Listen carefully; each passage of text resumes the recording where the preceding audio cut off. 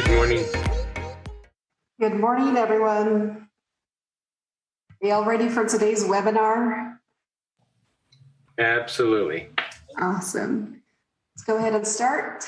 My name is Marcia Greyeyes. I am the Change Lab co-working director and also the manager of co-working. I wanted to say thank you for coming to Change Labs today, to our webinar. And our studio is located in Tuba City, and we provide creative workspace tools and other resources, such as the workshop that we're hosting today.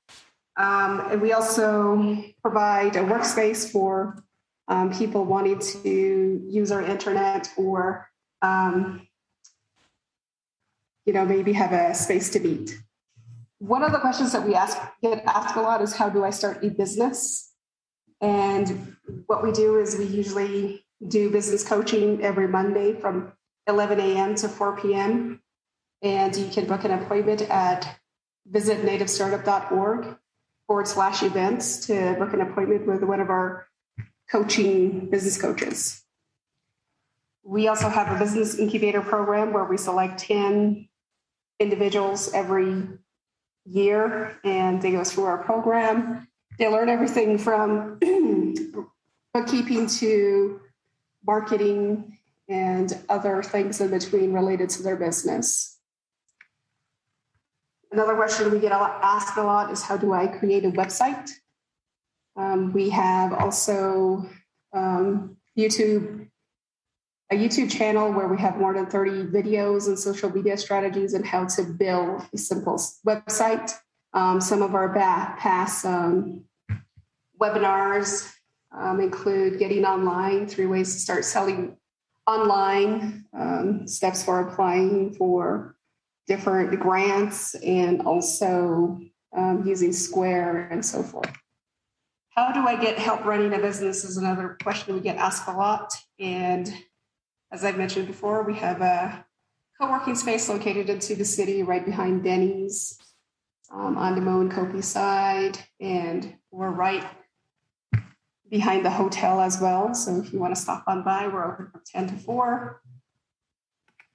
And we also have an app called Res Rising, where it's more like a yellow page / like a page that tells a little bit about your business and where you're located at. And it's free for native-owned businesses in the Four Corners area. You can register your business there to make it easier for people to find you. And if you have any other questions, you can always email me at marcia@nativestartup.org. For the duration of the current webinar, we ask you to stay on mute until Q&A or until the speaker asks you a question that he wants like a verbal answer for. You can unmute yourself as well. Otherwise, you can type your questions in the chat. And this session is being recorded for YouTube. So if you missed today's session or have to leave early or you can't make it, you can always find it on YouTube in a couple of days. Currently, we are hiring a community advocate, a communication and brand manager. So if you're looking for a job, you'd like to join the Change Lab team, you can go to nativestartup.org/jobs. And today's speaker is Joe. He's the founder of Joe Elliot Nez. He's the founder of Nez Technologics. And today's webinar is how to do it yourself, your own beautiful marketing materials. Sorry, I'm reading the thing here. There's a little typo. So without further ado, I'm going to turn it over to Joe. And I will talk to you again after the webinar is over. All right. So for today's webinar, we're looking at how to DIY beautiful marketing materials. And this webinar is going to go over the basics of some of the tools that are out there for graphic design and kind of helping you build a digital platform or digital media for your business or your future business that you're interested in starting. And we're going to be utilizing a couple tools. The ones that we're going to use from Adobe's Creative Cloud suite is Photoshop and Adobe Illustrator.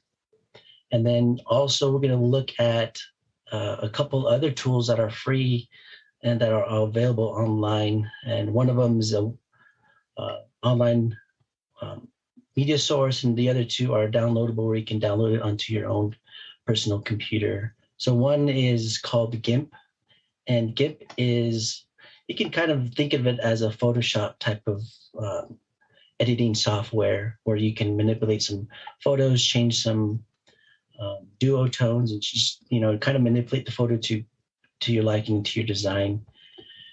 And also we're looking at Inkscape, and Inkscape kind of resembles Adobe Illustrator.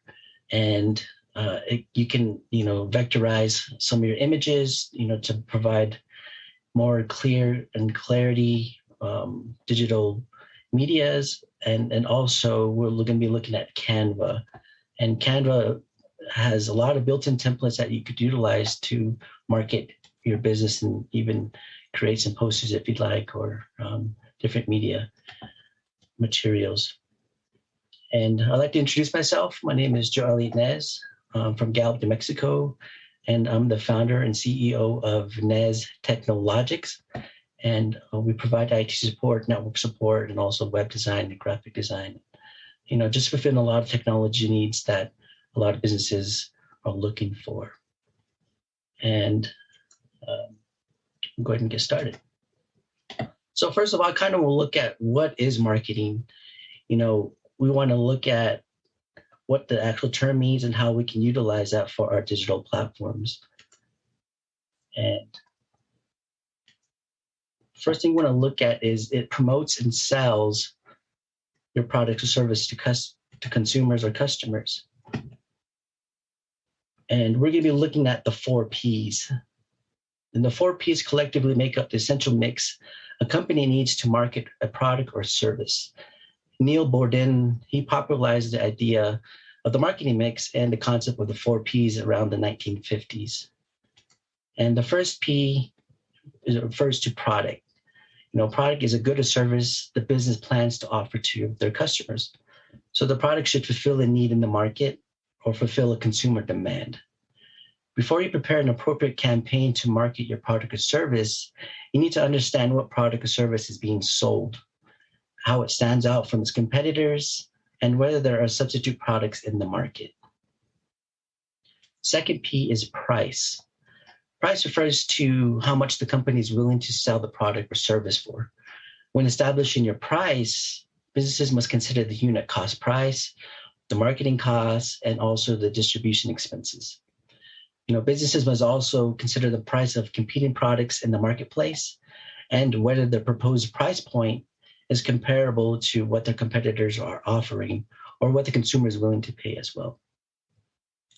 The third P is place. And the place refers to where you're going to distribute your product or service. The key considerations include whether the business will sell the product through a physical storefront, online, or through both distribution channels. And when it's sold in the storefront, what kind of physical product placement does it get? When it's sold online, what kind of digital product placement does that get as well? And the fourth P is promotion. And promotion is the campaign to communicate with your market and to your potential customers.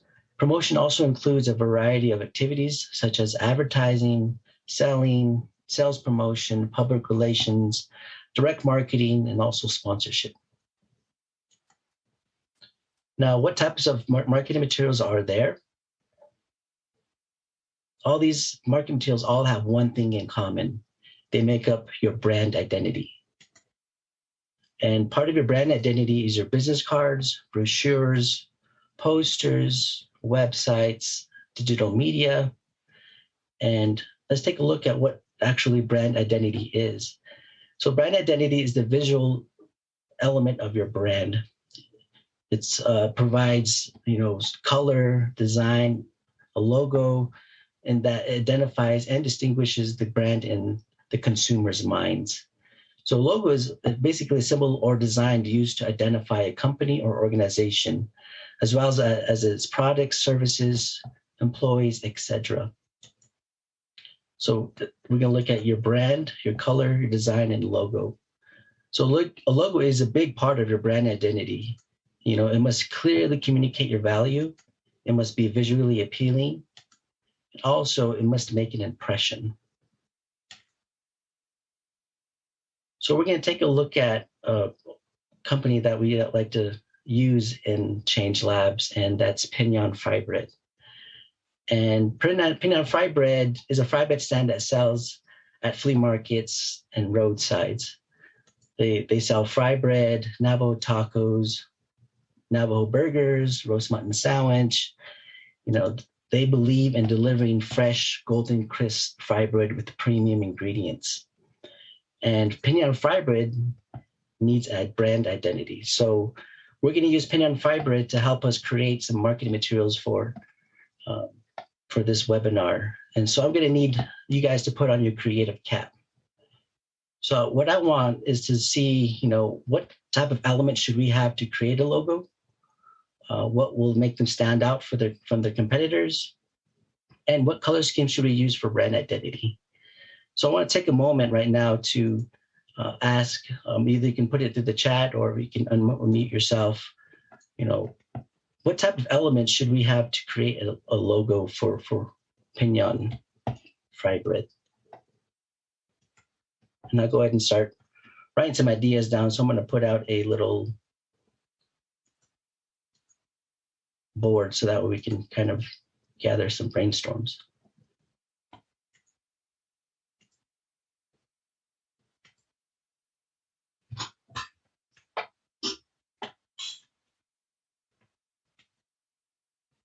So we got Pinion Fry Bread.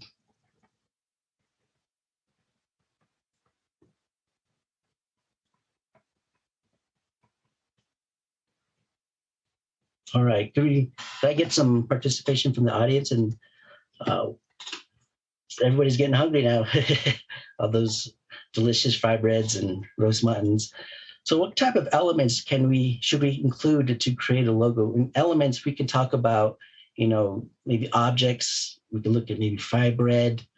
What in your mind will make you think fry bread or kind of deal with what their brand identity is.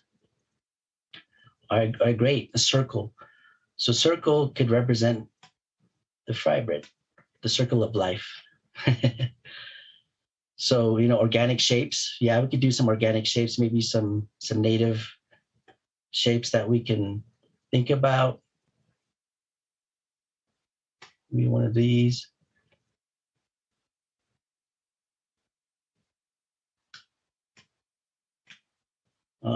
Steam coming off the fry bread. Oh, we could do, yeah, exactly. Maybe show the heat, show the freshness. What else can we add? Fire with skillet. Oh, that's great. Yeah, we could maybe get a little skillet.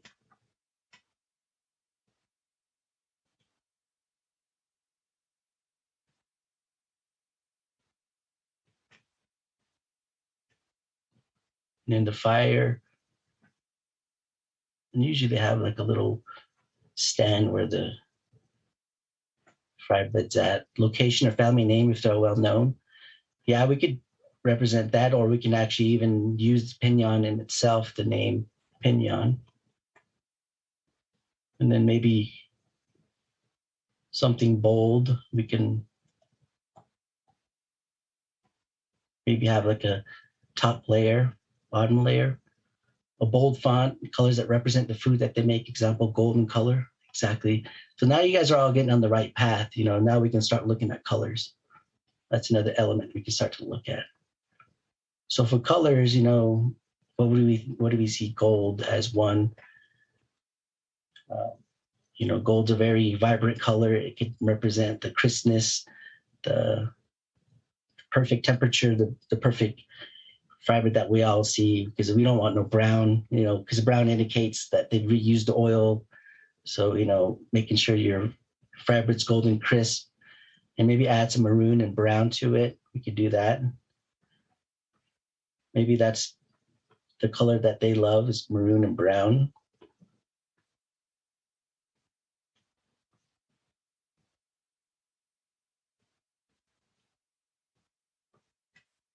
And then Joe Baez indicated the Burger King logo has a burger shape squished into the name logo, and it works with their color scheme. Oh yeah, they definitely, understand their color scheme with the brown, green, red, yellow, brown. And, it's a great way to see a burger, but not, it's not as,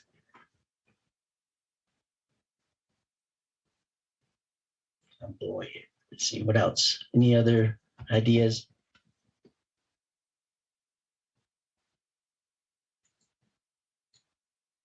All right, so we'll go ahead and take some of your ideas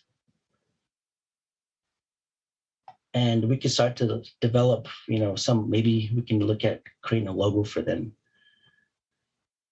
And Joe Bai also put their logo, but the logo probably was built up over time to build their brand identity. So it could have, but right now, Pinion Fry Bread's still early stages. They want to go venture out and maybe do something better than just flea markets and roadsides. Maybe they're thinking about going to the Winter Rock Shopping Center and setting up a restaurant in there. So they want to legitimately create a brand for the Pinion Fry Bread. And Christine, the O in Pinion can be turned into a fry bread. Oh, exactly. I like some of the thinking right there. So instead of an O, we can put a fry bread right there.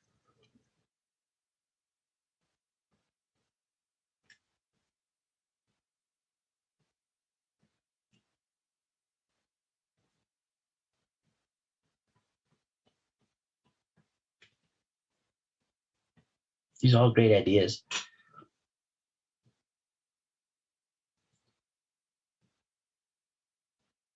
Gary was mentioning similar something to the Change Lab logo. We could, that's possible. Steam corn from the O can create the over the N. Well, that's great. Yeah, the steam coming out.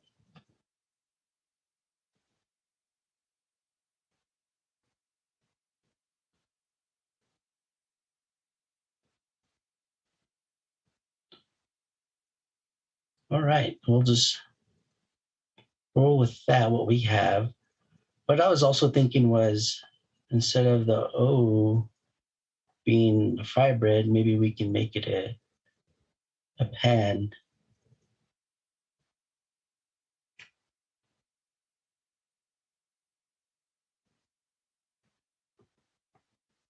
And we can, as we go through our renderings, we can, look at what it looks like, conceptualize, and then, make our determination of where we want to go and what's their value coming from the brand and from your logo. All right, so now we got some ideas going. I want to start to talk about, some of the aspects of graphic design and, how you can best see what the tools can provide. So one of them we want to look at is layers. So layers is used while you're editing a digital image. As you can see in this GIF, it separates the different elements of an image. So as you can see, the transition here goes from different shadings to different colors, and then the outlines, and then from there you get the final picture right there.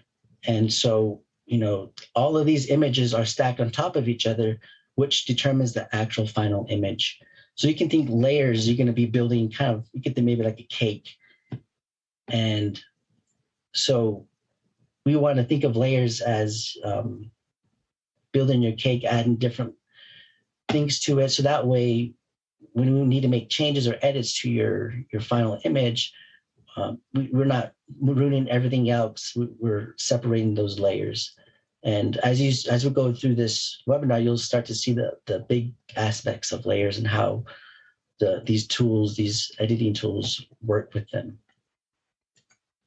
And the second thing that I like to keep in mind while doing some digital editing is copy and paste. Let's see. Somebody had mentioned they don't see the layers I'm referring to. I'm not sure if you guys see it right here on my, I'm sorry, let me stop sharing.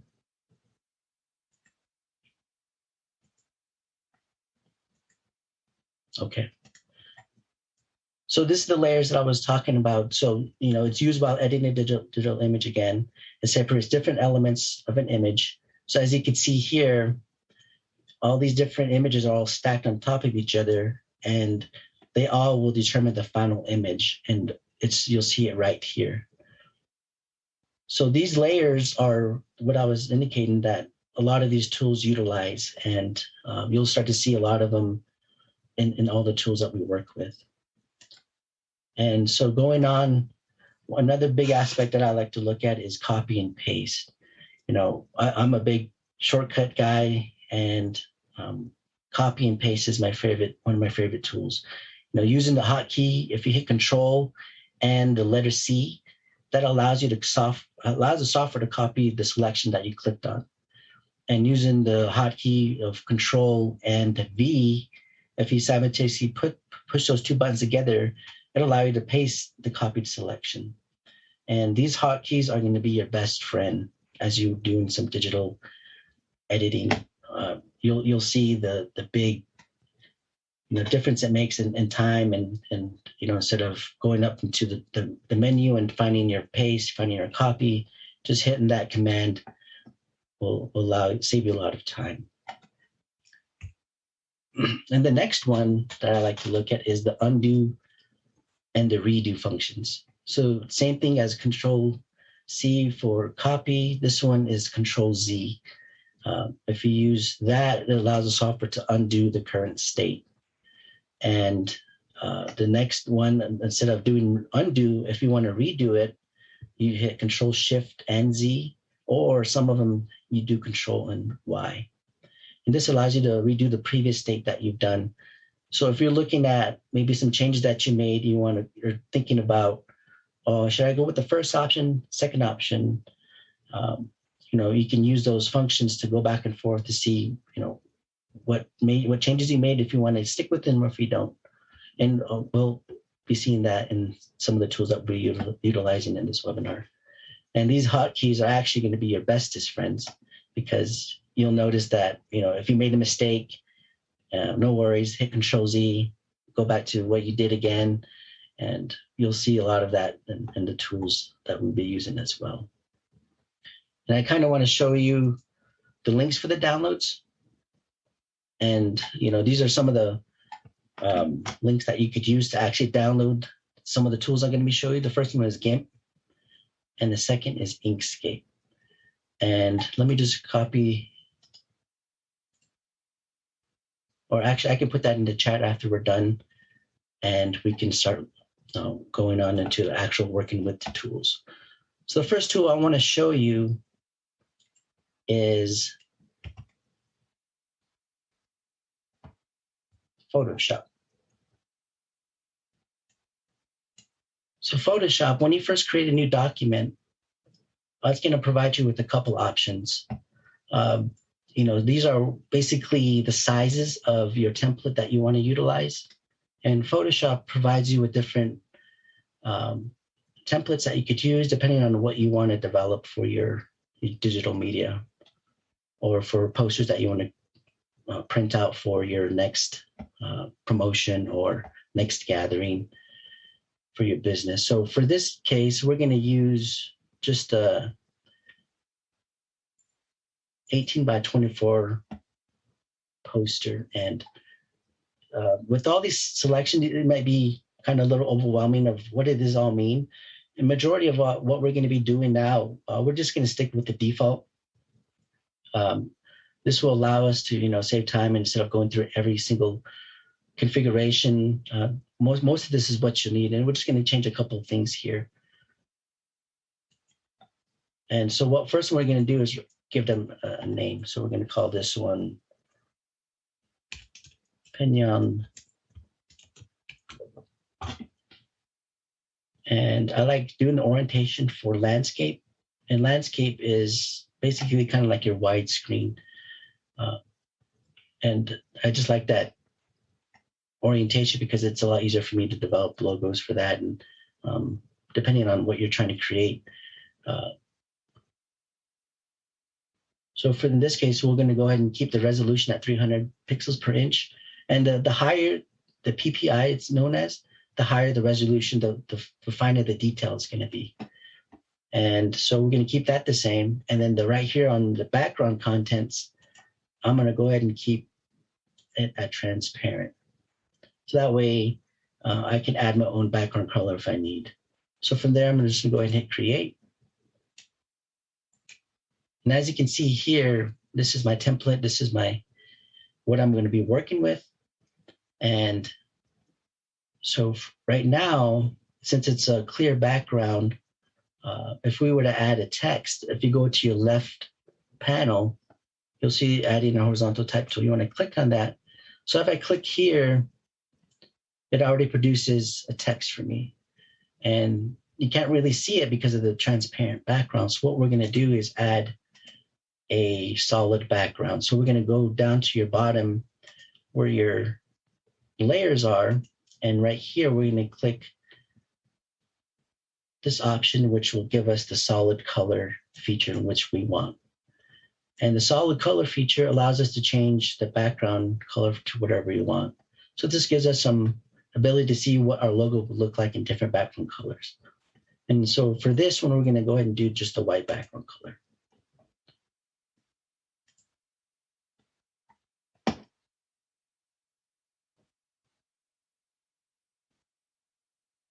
And so now, once we have that white background color, now we can start to look at the text.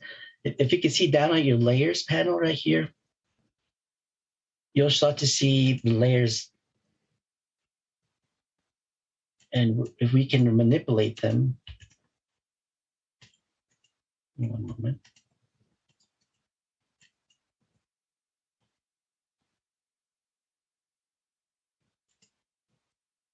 There it goes. You can just slow down a little bit. All right, so now that we clicked on the layer for the wording, if we move it up top, it'll bring it ahead of that layer that the color field layer that we created. And here, the top most part of the layer is what's going to be seen first. So as we add more layers, it'll start to kind of build on itself. And so sometimes we need to have one layer that covers one layer just to produce our image, our final result. And you'll start to see some of that as we start to move along. So as we go through our wording, if we click on the bottom part of the bottom right of our actual letter or font, it allows you to change the sizing. And if you notice, it gets bigger in size. So that's one way to do it. Or another way is if you click on the actual word itself, right here within the character feature, you can actually change the font using this. So, if you want to have a particular font size that you use, you can reference to that. We can do 150. And from there, once we select that, we can actually change the color. And our color, we can change it from different color schemes. And, maybe we can do gold, maybe we do black. But in this case, we'll just try black for now and then see where we can go from there. So now, from there, we can select our font as well. And with Photoshop, there's a lot of fonts that we could use. We can go through every single one and waste a whole hour just going through each font by font. So I've already kind of pre-selected a font that I liked, and which is this one, the Mariandra GD font. And if you want to actually change what's written, you double click that, and it already highlights it for you, and then we can just start to put in opinion.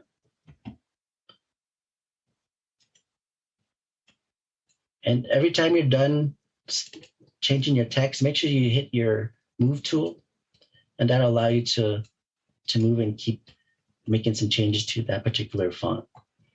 And so now you can actually, manipulate how it's being typed. So we can either have all caps, which you have now, or we can do all lowercase, depending on, which feature and which direction you want to go with your logo production. So in this case, we'll just keep it all caps. And looking at some of the notes that I had written down for you guys in terms of how to develop the logo, we decided maybe we can put something with the O. And so now what we want to do to get the O going is we want to create a shape. So we either can create a shape of a fire bread or maybe a pan. And for this case, we'll use a pan. I think a pan greatly resembles, or an iron pan resembles fry bread. Every time I see one, oh, that's fry bread. So now, as you see, it's still tied together as a font. So what we're going to do is actually convert it into a shape. So if we go to layers, and then actually we're going to go to type. And then right here under type, we're going to go to convert to shape.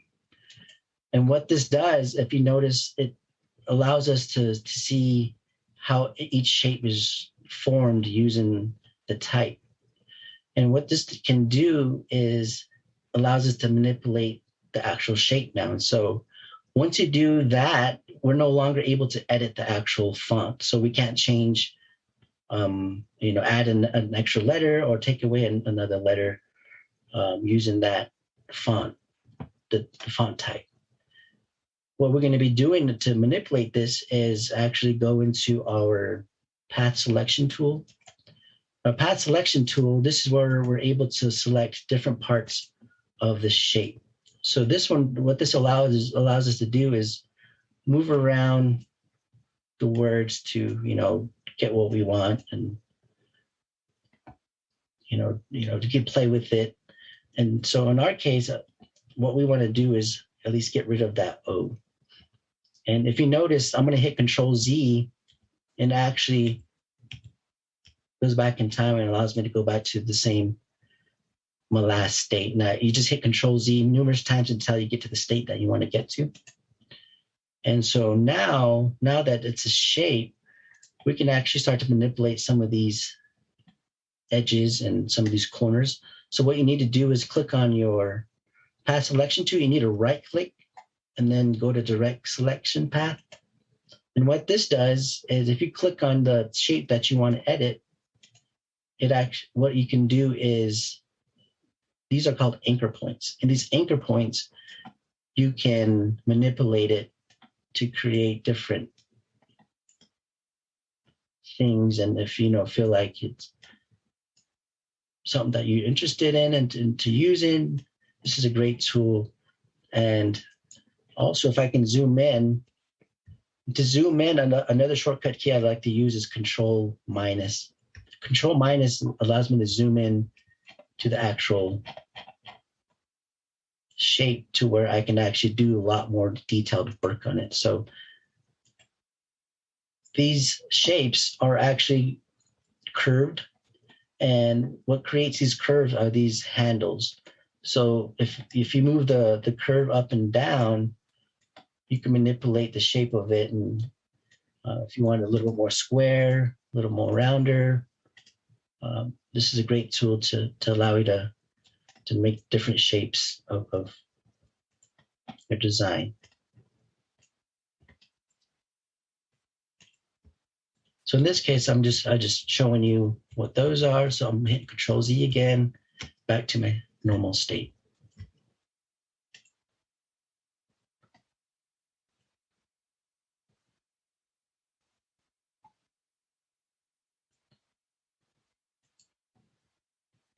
Okay, so now we want to change the shape into a fry bread pan. So what we could do is add some handles to the fry bread pan. So what we could click on this anchor point. See, if we try to drag it up, it kind of gets off course, and it's not going to allow us to manipulate the way we want. So what you could do is actually add an anchor point. So to add an anchor point, we need to go to the tool, the pin tool. And the pin tool allows us to add as many anchors to the shape as we want. And in our case, we want to add a couple anchors to allow us to configure, to make a handle for the pen. So we're going to click that once, and then I think we're going to do another one. So that way, at least we have 4 anchors right there to that point. And as you can see, we got 1, 2, 3, and 4 right there. And so now we're going to go ahead and use our direct selection tool, and we're going to click on the item that we want to manipulate in terms of the anchor. And with Photoshop, it's very sensitive to where you click at. So if you were to click away from the anchor, as you see, the anchor bar goes away. Let me zoom in a little more closer so you can see that. So if I click here, another anchor bar came. Click on this anchor, another handlebar came. So that's what you got to make sure that you're clicking the correct anchor that you want to work with. And the anchor basically keeps that line in place. And so if I want to make this anchor go up a little bit more, I can click right there and move it up, and then move this anchor a little bit closer. So that way I can have more of that bend on right there. And so for this one, I want to do the same thing. I'll move this up, and I'll move this anchor closer. So that way I can create my handle. And I'm going to move my handle up, get that rounded. And now I'm going to use this anchor point to grab up. Anchor to grab up.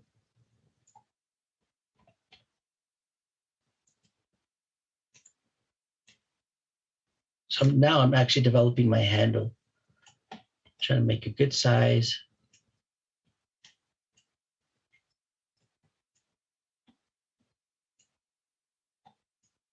And the way you would have a curved shape is these handles right here. We can move them to the side a little bit to give us more of that rounded edge.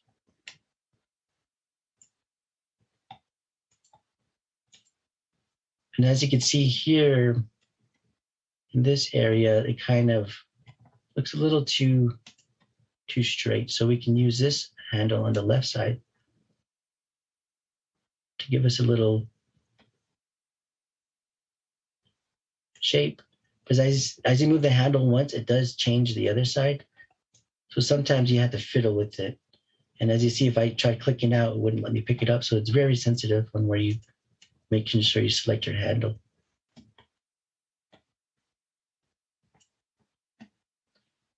I kind of don't like that, so I'm going to go back and undo it. And so since it's giving me that bend, what I could do is add another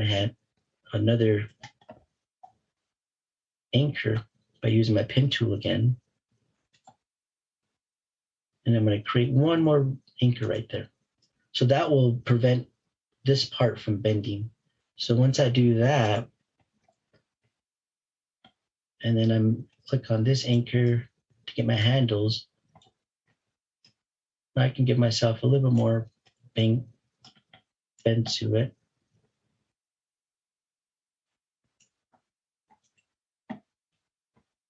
And let's see what it looks like now.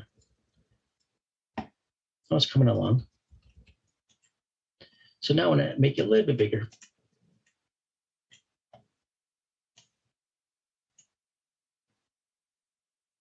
See what that looks like.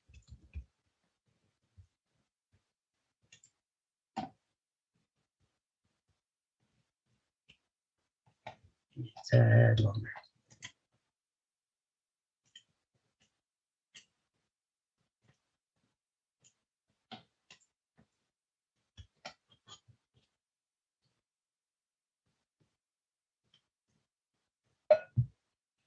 Okay, that looks good.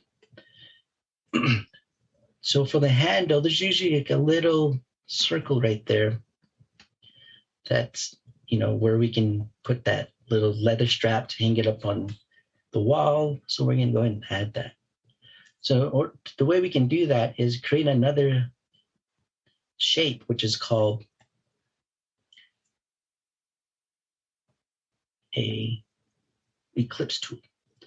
And as you can see, my width and height, my width is 42, my height is 44. And I want an actual really good circle on it. So what I can do is either, select and drag, or I can click once. And once I click once, right here, it gives me what my actual width was, or what my width and height that I want. And so what I could do is, let's see, I need about 41, 42. So I'm going to click here. I'm going to do 42 pixels. 42 pixels. So now that I got that, now I got my perfect circle. That's a little too big. So what I could do is click right here. You can click right in the middle, actually. Once you click it, then right here in the transform feature on the right, this is where we can actually change the sizing of it. So we can actually make it maybe 35. And once you hit enter, this little lock feature actually keeps that aspect ratio from changing. So now the fill is actually black, and we can just make it white for now, just to kind of give us that visual of what it will look like with the hole in it. So it's still a little too big, so now maybe do 30. Great. And then once you click on it, and you could use your left and arrow, right arrow to kind of center it to where you want it to be at. So now these are actually two different shapes. If I were to actually change the color to like red or a different color, see that circle's still white. And I want it to, be like it's looking through that hole. So what I'm going to do is if I hit cancel, I can go back to my little area here, and I'm going to click on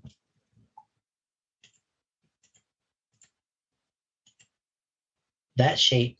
And as you can see right here, it's called Eclipse 1. Sometimes as you make more eclipses and more shapes, they're all going to have Eclipse 1, Eclipse 2. So sometimes it's good to name your layer. We can call this little hole. And then this one right here, if we click on Pinion, the whole Pinion is that one.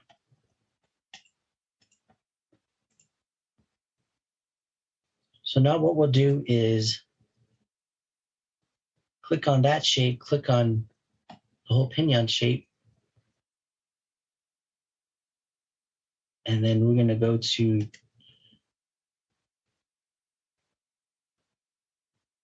type.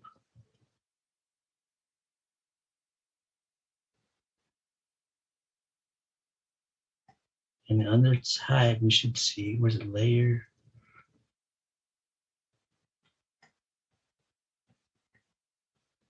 Let's see. Combine shapes.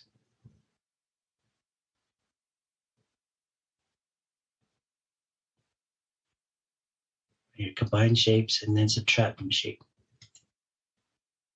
So what that does is now it extracted that shape and created its own shape to give you the outline now. So now what we can do here is it looks like it disappeared, but actually it just got rid of some of the fills and the strokes. So if we go back to our path selection tool,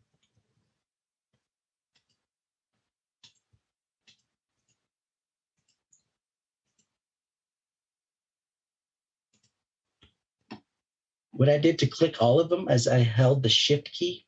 And when you hold the shift key, it allows you to select different types of that shape. So now what we're going to do is add a fill, and we're going to keep it black. And then stroke, we're not going to have a stroke yet. But for that now, so now that we've created that shape, and we actually, what we did is we created that little hole within this other shape. So now if we go to check out the background color, now it's actually, you know, what we want in terms of it's see-through, and we can see the other end of it.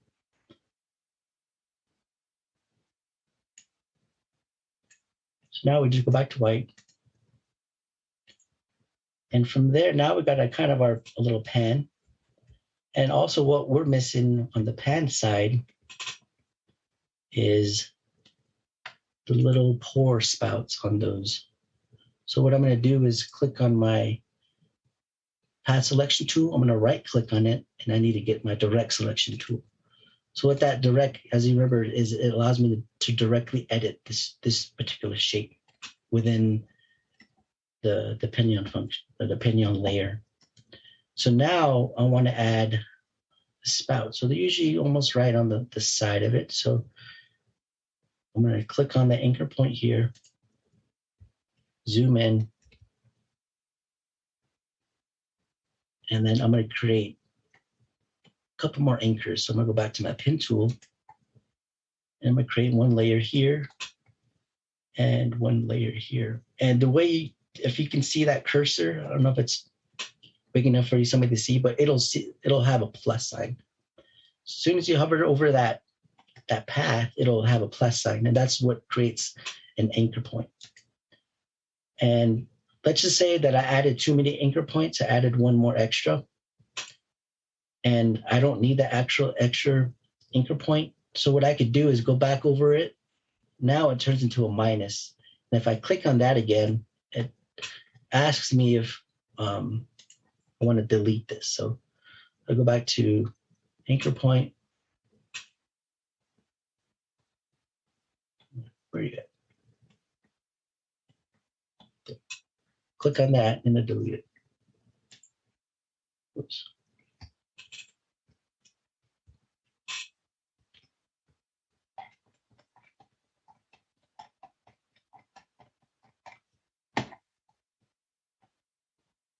So now that I created my anchor points, I'm going to manipulate it to create my spout.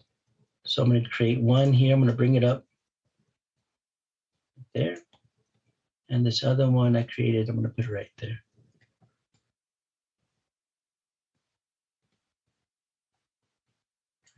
This one goes right there. This one goes right here.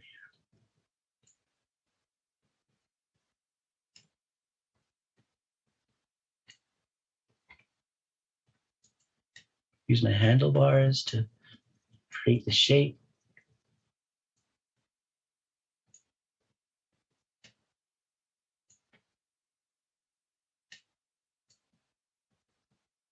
So now that I got that shape going, I'm going to go ahead and click out of it. I'm satisfied with that. I could do the other side now, because usually they have two spouts.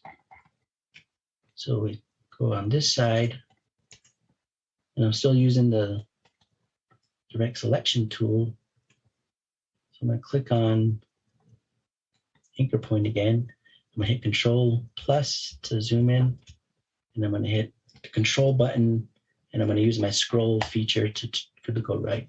These are some of the tools that, shortcuts, and a lot of this is actually researchable if you're looking at short keys, for whatever system you're using. You can look at the short keys for that. And so now I'm going to add some more anchor points, so that way I'm not messing with my good circle here. So I'm going to add one right here. I add another one, and add another one right here. So now I have 4 anchor points, and that'll help me develop that spout. So I'm going back to my direct select tool. So now I'm going to bring up my anchor point, And then I'll bring up my other anchor point. And this one right here, I'm going to bring a little bit closer.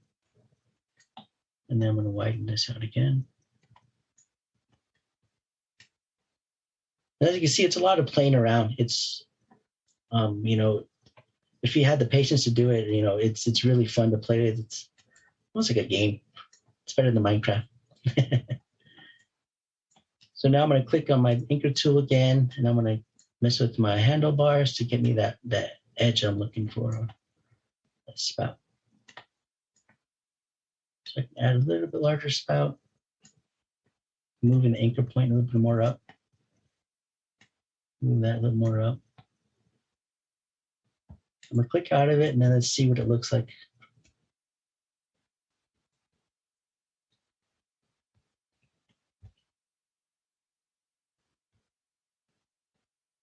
Let's see.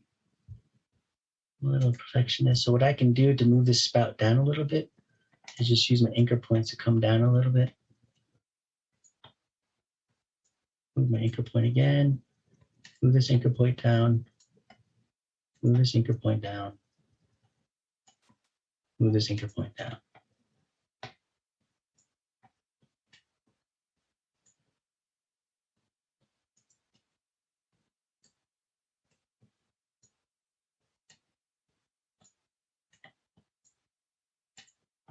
Let's see what that looks like. It'll go better.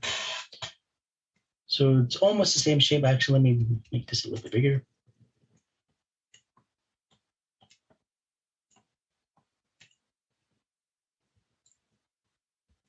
Great. So now we kind of got our pan right there. And we could actually create another circle. And somebody had mentioned, you know, the hole in the middle of the O could be gold like vibrant, like the way you think, Tyler. So what we're going to do is create another circle. And as you see, it's about 347, 350.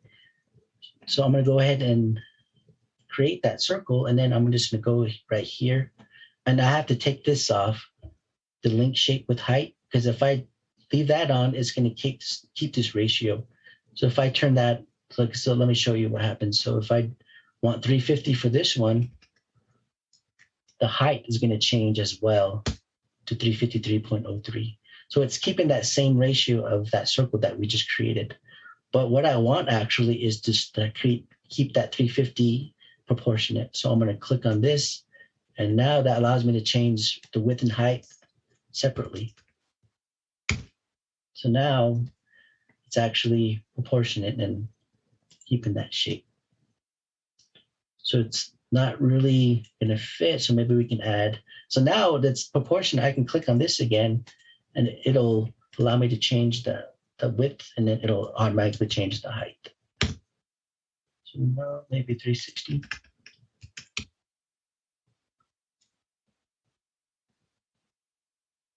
It's just right there. And give it one more, give it 2 pixels. So now as you notice on the layer again, if you hit this little I button right here, it turns it off and on, and so you can kind of see what you're working with. And so in our case, somebody had mentioned maybe we can turn it to gold, like vibrant.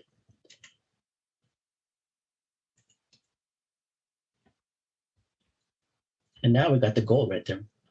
So that black, I think we can add some stuff to it for the pinion. So what we can do is click on our actual shape. And from here, if we go to click on the direct selection tool, and click on all our shapes again. And here, once they're all selected, if you go back up, see if you see the strike up top, the stroke, now we can actually give it a different color of stroke. So we'll give it the gold stroke. And then now it's 1 pixels. So we can give it 2, 3, but I like 5 because 5 gives it some color to it. as you can see, you can't really see the gold, but now we can actually manipulate this and actually create what's called as another stroke. So it's a double stroke. So when you click on the stroke, now it actually gives us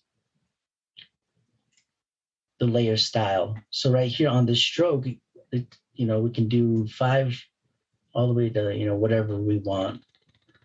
So, just to keep it consistent, we can keep it at 5. And the position of that, it can either be outside, inside, center, but it works well with us for the outside. And the opacity is basically the transparency of the stroke. So if you're in a different color background, the opacity is going to limit the amount of darkness for the black stroke that we have. So now we're going to hit OK. So it actually given us a little bit more something to work with, because it gives us our colors and, adds some pizzazz to it. So now we got our pinion here. Now we can actually add one more. We need the fibrate. And again, I'm going to click there. And for this one, I'm going to type in fibrate. And fibrate, I'm going to have it line up with the pinion. So I'm going to go ahead and just do the drag tool just to help me line up the fibrate.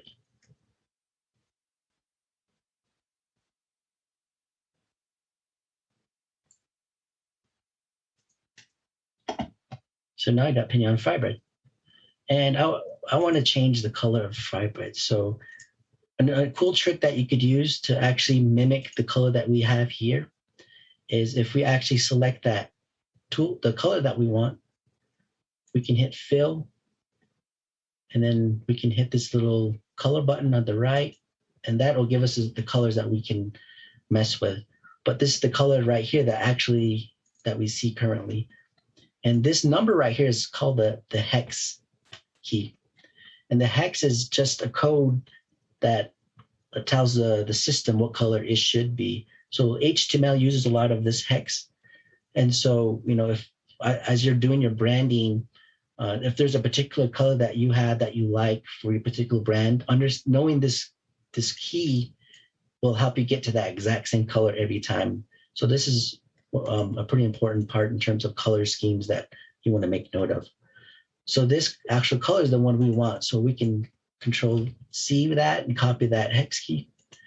And then now I'm going to go back to my fry bread, and I'm going to go down to the color right here. And right now it's at a 070603 hex. But I'm going to go ahead and clear that out, and I can hit Control V to paste that color. Now it gave me the fry bread, but I do want to match what we have up top. So now what I'm going to do is add another effect, and I'm going to add a stroke. I love the strokes. So the 5, I'm going to give it 5 pixels, and then outside to keep everything the same. And so now we got something we can work with. So we got pinion fibrate, and I like that gold. That kind of gives it that look of fry bread. Maybe it's the grease. But what if we want to go a step further and actually add an actual fry bread? So we'll go ahead and grab a picture of a fry bread. So I had scoured the net, and I found some tasty fry breads that we could use.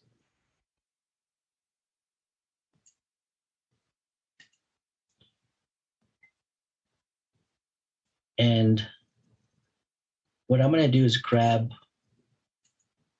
fry bread here. And this fry bread already has some stuff to it in terms of a background, but we just want the fry bread. We don't want the background stuff. So the neat thing about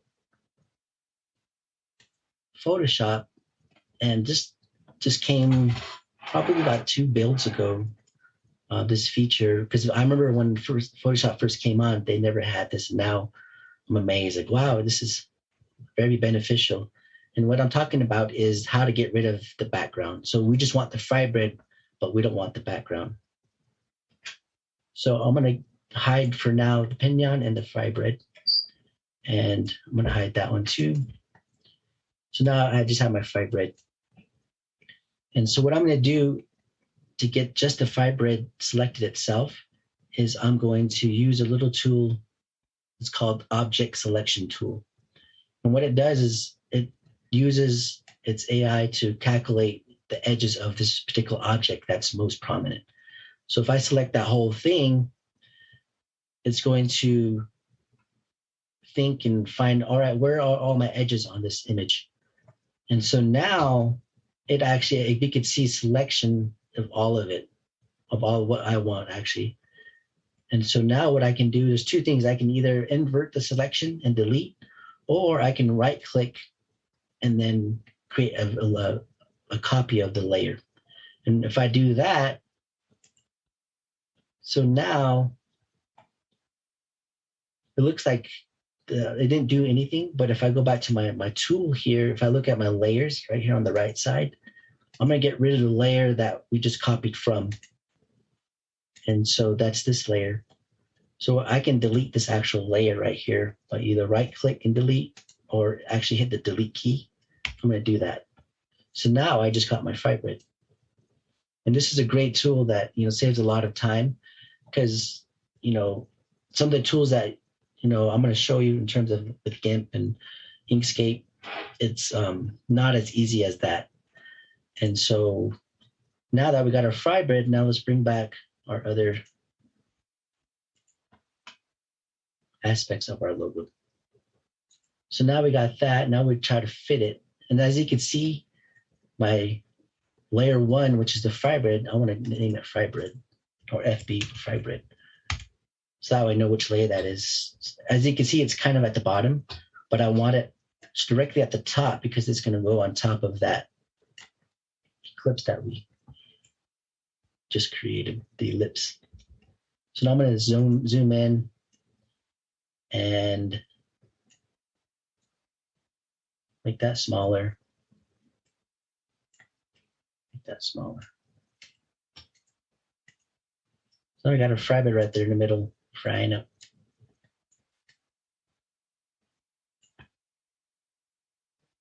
And to give it a little more detail, we can actually add some shadow to it to kind of look like it's popping off. So what we can do is, again, go to our layer, click on that, go to the FX, and then from there, we want to add a drop shadow. And when we create a drop shadow, I already pre-selected like a darker color to it. So I want to make it just a little bit darker.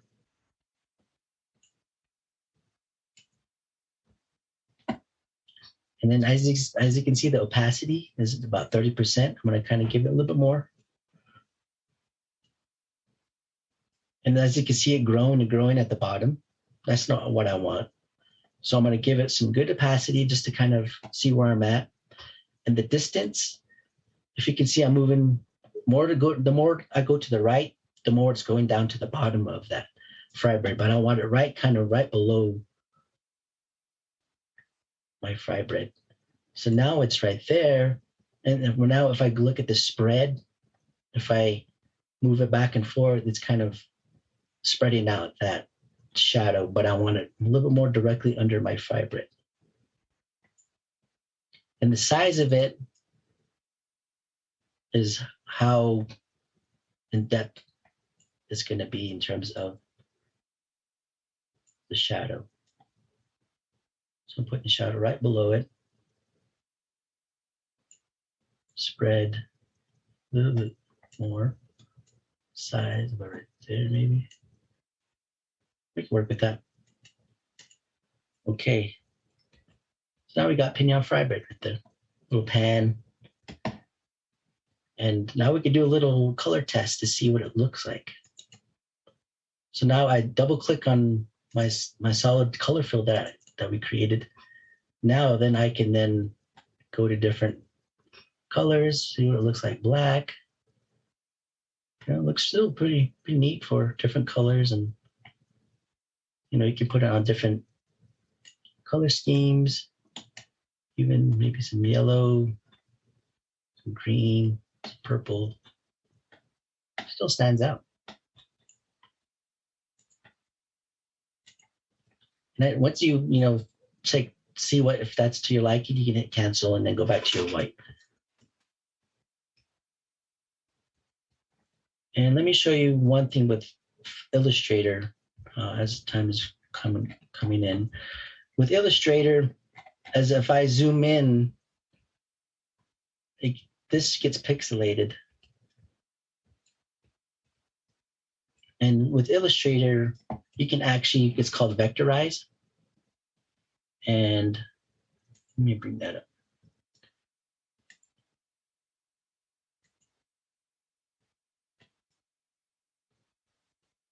So what I can actually do is grab one of my fibrils from here that I have, and I already created a PNG for that fibrid. So the PNG actually, what it does is it gets rid of that background and it keeps the shape of the fibrid. Like as we see here, this is a transparent background.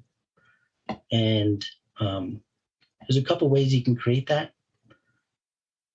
And I'll show you that with the GIMP that we're going to be using for free. So let me open up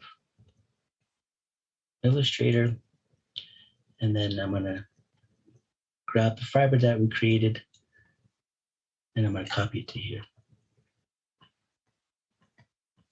And when I do that, it actually creates a template for me, and I don't even need to create anything new in terms of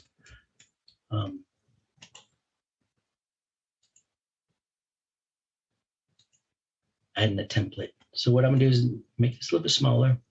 And as you can see, look, if I use this, sometimes using this doesn't really help you, but there is a way that you can change that. So if I open that up, and right here in the image part, image object type, I'm going to go ahead and maintain the width. When I do that, it keeps the actual size. So now that I got it smaller, what I can do now is it's called image tracing. So to vectorize this, if I can show you again, like I'm going to zoom in, it gets pixelated. You can start to see the pixels. And what that does, it actually pixelizes your image, but it creates it to where the pixels almost become infinite. And I could show you that now. So I'm going to click image trace. And then I'm going to I could either do high fidelity, low fidelity, 3 colors, 6 colors. In this case, we'll do 16 colors. So I'm going to go ahead and click that and let it initialize.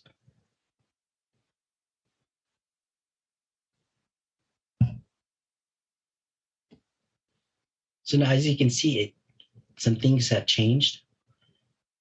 And so what it did is it created an actual vector image of it. And this is good if you want to have a fibrid that you could use without pixelating the actual image. This is what you want to do to it. So it keeps the definition of the humps and the crispness. And so now, if I were to zoom in now, as you can see, it doesn't pixelize. It's almost infinite. I could just go in and go in and go in and go in. And so this is what vectors become. And the clarity of this is really what we were striving for, is to get that. And with Adobe tools, it's really easy to create those vectors. And then now let me show you some of the other tools in terms of the free ones. So I'm going to minimize this one, and I'm going to open up GIMP. So this is GIMP. It stands for GNU Image Manipulation Program. And as I said, this is almost like Photoshop. And, for most cases, if you're not really doing intensive design work, this could be a great tool for you to use. And again, what I'm going to do is just grab the image that I already have. And so I'm going to grab this one, the one, say for instance, I want to take out the background out of this one. So now I have the fiber again. As you remember with the Photoshop tool, all I did was select this whole fiber and it automatically created that object for me without me doing much. So there's a couple ways through this that you can actually kind of resemble that, but you won't get the easy part of it. So what you would do is make sure that your image is selected, your layer is selected. And then now that the layer is selected, now we're going to go ahead and select the free select tool. So we can select that. Now, as you see this little crosshair, this is what we're going to use to select the object. So we click and hold. So now I'm clicking and holding. So as you can see, I'm trying to keep a good circle on the fiber. So I'm going to make my way around.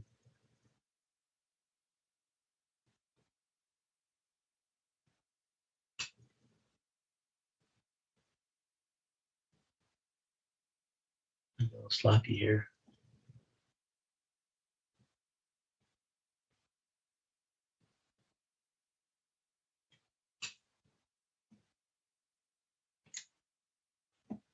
So now that I've selected that, what I need to do is I need to go to the select function and I need to invert it.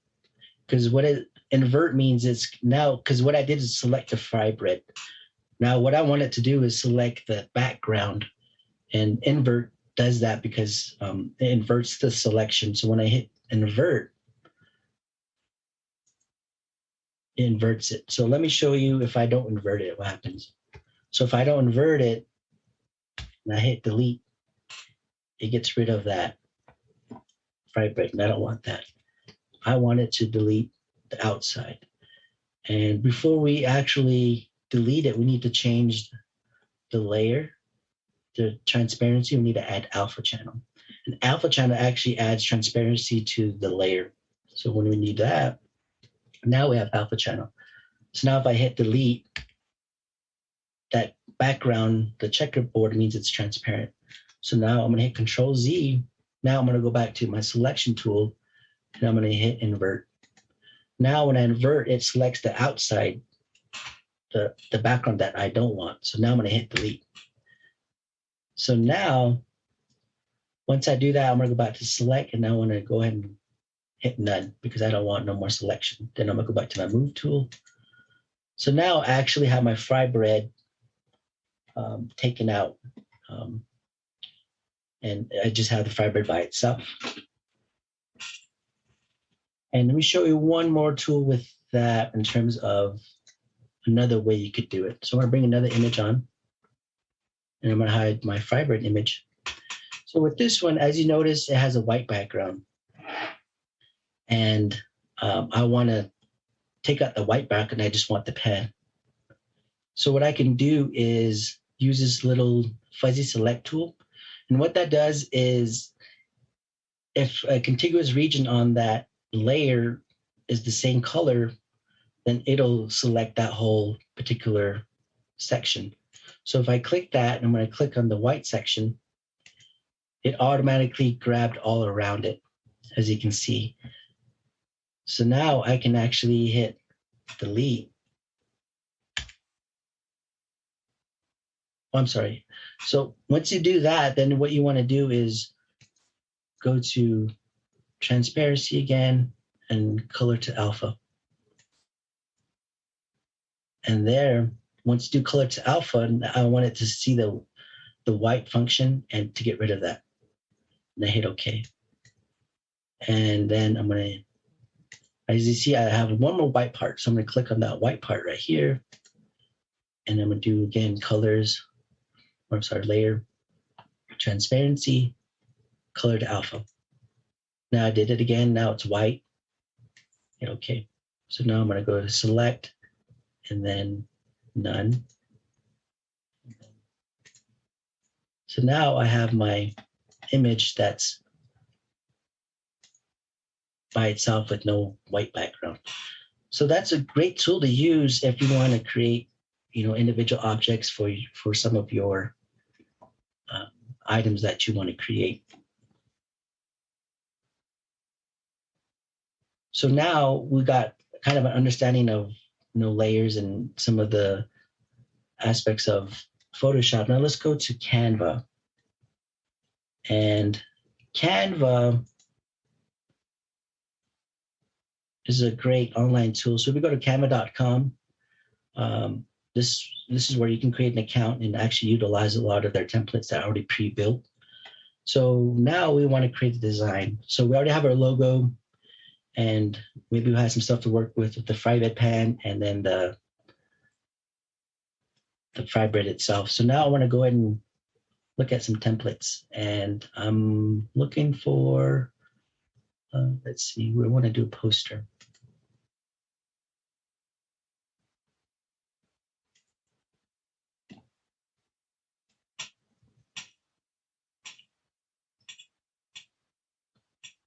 And so now I'm going to look at some of these posters. What could I use for mine? So say, for instance, I want to create a lunchtime poster for my fry bread.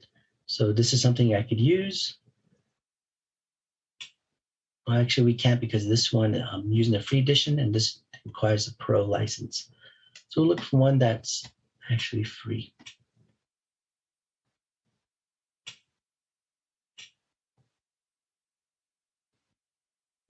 Keep scrolling, see something.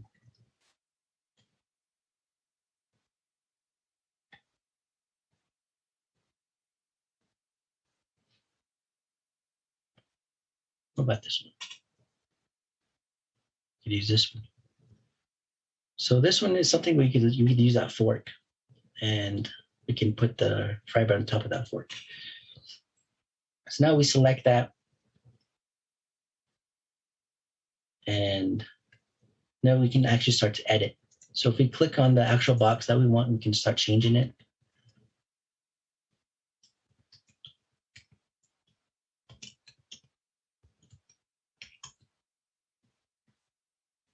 We could do fry bread for sale.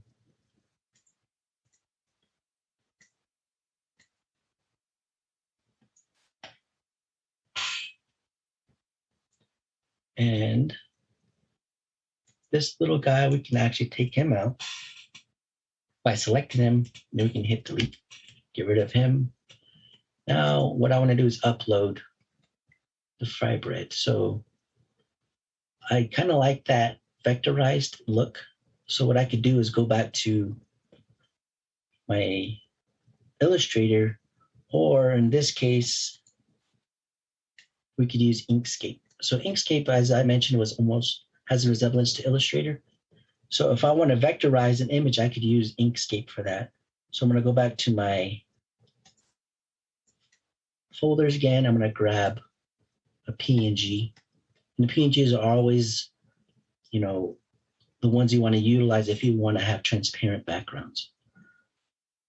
And so for this one, I'm going to go ahead and grab this fry bread, throw it in there.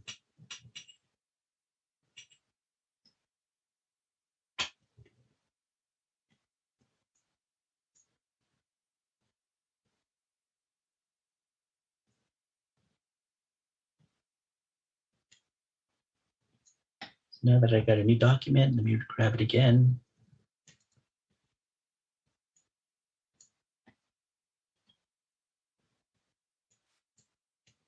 And what it's going to ask me is PNG bitmap image import. And everything you can leave the same by default. And just hit OK. And so now you got your big fry bread.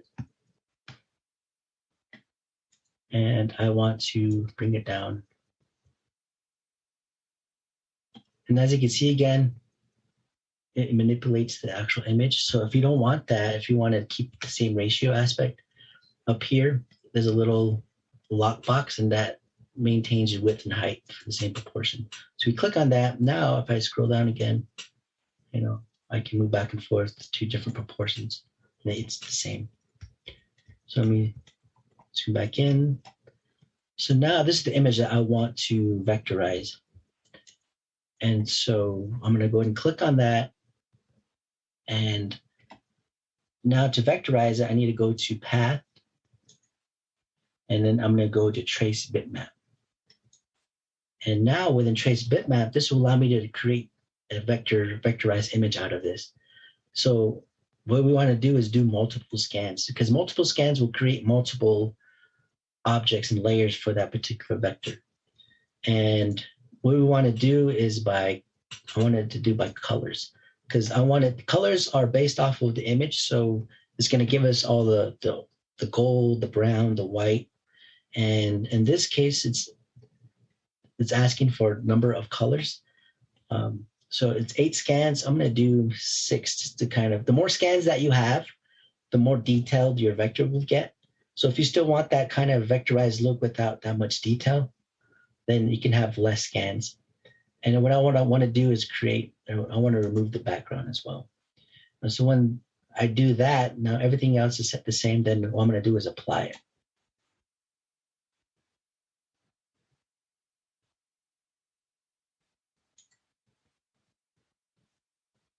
It'll take some time. It has to go through all the scans. So now it gave me this, and I'm not really satisfied with that. It kind of takes away all the stuff that I want. So I'm gonna hit Control Z. And now I've got my regular firebase back. So I'm gonna actually do a little bit more scans. I'll probably do 8, just to give me a little bit more in depth. So I'm gonna hit Apply now.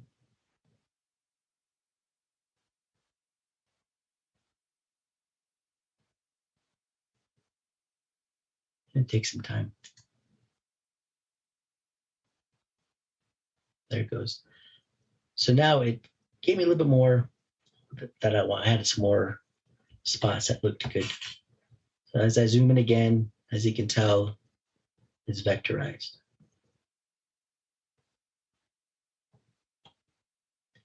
And then from there, I can save that. I'm going to save as a copy, and then I'm going to save it as a PNG because I want to maintain the transparency. So I'm going to go look for PNG.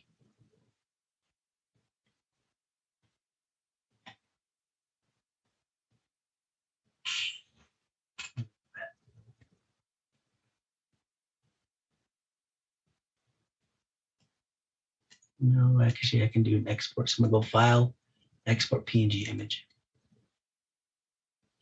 And right there, I'm going to keep everything the same. Then I'm going to export.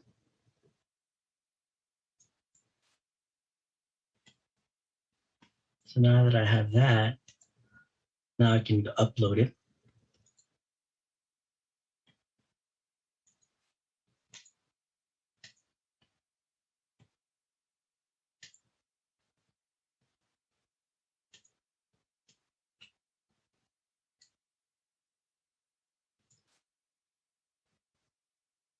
So what I did is click and drag it again. So I'm going to select that image. Then I'm going to go ahead and add it by double clicking. So now I have that, and I'm going to go ahead and crop it. Just get rid of that space.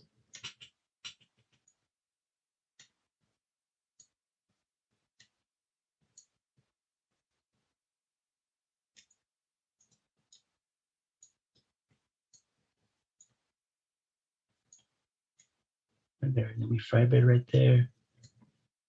And as you see, that's in front of that fork. I want it back of it. So I'm going to go to position, and I'm going to go to back. And now it's the back of that. And I can kind of move little spots there. And then We'll give it a motto. We'll say, and greasy makes you cheesy. And the colors I want is not really something that goes with what I'm looking for. So we can maybe just put it in gold. And right here, the fork, we can actually change the color to maybe a little more brown. Or here you go. Use that color. And then come to Gallup Market.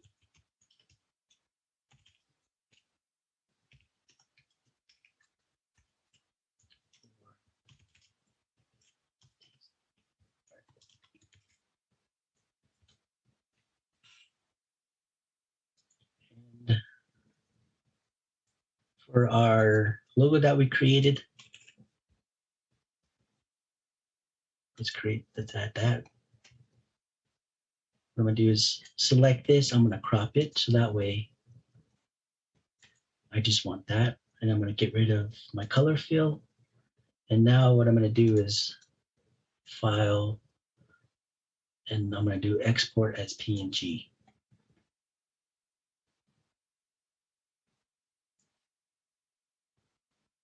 And then now I save it. So now I'm gonna grab that file that we saved. I'm gonna drag it into here to the upload section.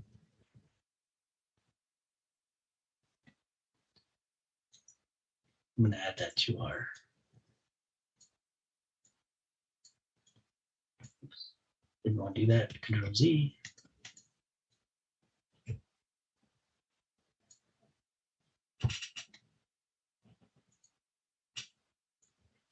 All right, so, this is basically how you can create some really cool and neat posters, something that's not too hard. The more you play with it, the more you're able to create some things. So I want to go ahead and open up for some questions. I know we're almost close to time. And then from there, we can go ahead and end the webinar.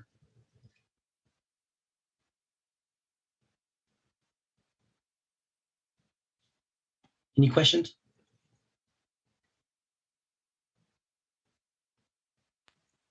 Joe, there's a question in chat that says, can you also briefly mention the other common file types other than the PNG files and what someone might use them for? Thanks. Oh, yeah, sure. So there are different types of file types for pictures.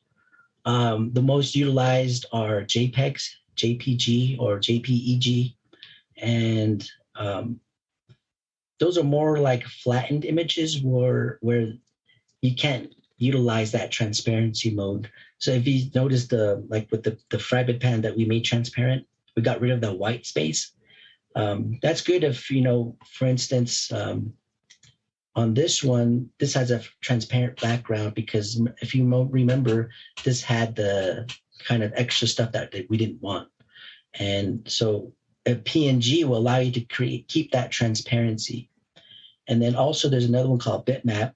And that one, bitmap, is more for older, I guess, they're more like 8 bits. And those are more like special printers that, maybe for their embroidering or creating some type of replication through an automation, you would use a bitmap. And there's also a couple more image file types, but those are the most 2 prominent ones that are utilized for design work. And somebody asked, am I using a Mac? No, I'm actually using a Windows PC. This PC is actually suited for gaming, but with the hardware that comes with it, it allows me to open up all these applications and at least keep it somewhat fluid without much buffer. Because it's good to get, if you're interested in design work, you want a system that has a separate graphics card from its processing card. So one is called the GPU, one is called the CPU. and you want to make sure you have 2 different ones on your system to create um, a fluid system so that we're not buffering.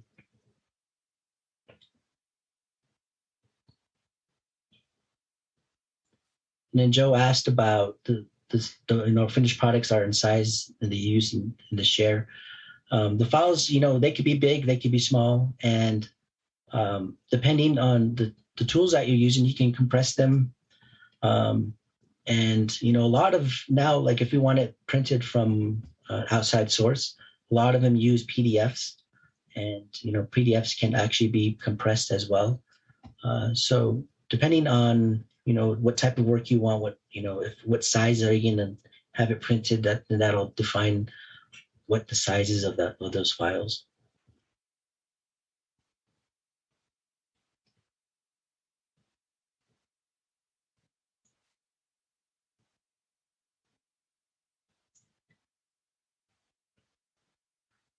Joe asks, where do you get your fibroid from? I'd say probably the Gallup Food Market. That's kind of the closest place I can get it. Never really had that fry bread like mom's. She always made the best fry bread, and I still, to this day, haven't found one that matched hers.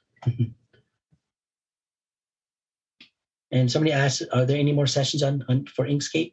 Not for Change Labs, but there are a lot of great websites that have a lot of tutorials. Like Inkscape does have their own tutorials within their forums, but there's also other blogs that are dedicated to Inkscape and to kind of help you develop some of your work and be more defined on that. And Inkscape is a very powerful tool too as well. I didn't go into detail on every single object because that could take days, but I just kind of went through the ones that you would most likely use. All right. So if there's no any other questions, I'll go ahead and give it to Marsha. Hi again, everyone. Thank you for joining us today. One more announcement. We are hiring. So if you would like to work with Change Labs, you can visit the website at nativestartup.org/jobs to see what we have open. And our next webinar is on October 13th, 2021, same time as today. The art of digital storytelling will be what we will be covering. And if you have anything you'd like to ask or share, or how to register for another webinar, please send me an email. Or if you'd like to talk with a business coach, visit our website. And we have that every Monday. So we hope to see you sometime, and have a great rest of the week. Bye, everyone.